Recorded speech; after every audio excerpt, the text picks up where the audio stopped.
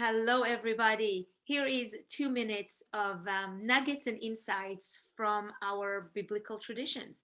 And this week, we are talking about the Torah portions called Truma, which means um, to give, to donate, to be generous. And it starts with actually the sentence that I love. And by the way, I'm looking at my own text right here.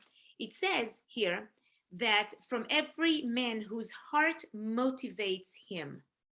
Our heart is the source, it's the impetus of everything that comes in our lives.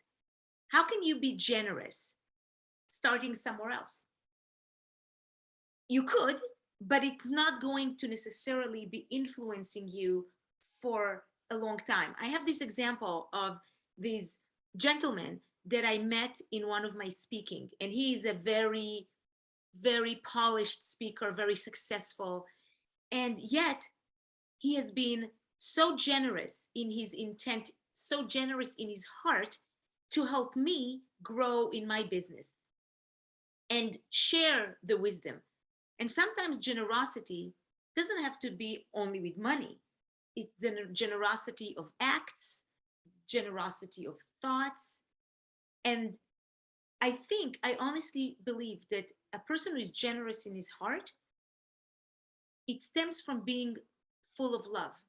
A person who loves themselves and feel that they're worthy can then share it, whatever that is, with other people.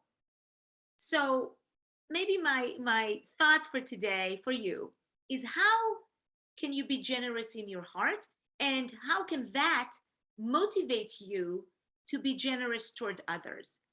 In our Torah portion, there's a lot of mention about the word gold, zahav, and how they build the tabernacle with a lot of gold. And studying gold, I remember from my education days, it is a very soft metal, right? And it is inside our tabernacle. Even within two pieces of wood, there was wood, and then it surrounds itself by gold, because gold is bendable. Just like wood expands, so is gold. Our heart can expand the more we allow it, the more we provide ways for it to expand. And of course, you know me, I'll connect it to mental fitness. The more we do it, the more we will do it.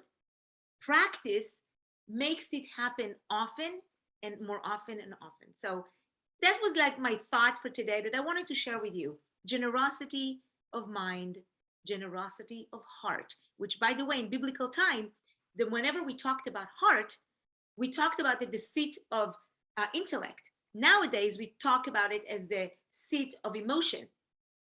Combine the two, because you are one human being. You are emotion, and you are your analytical mind, and your everything is together. Your emotion, your behavior, your what you bring into the world is your heart.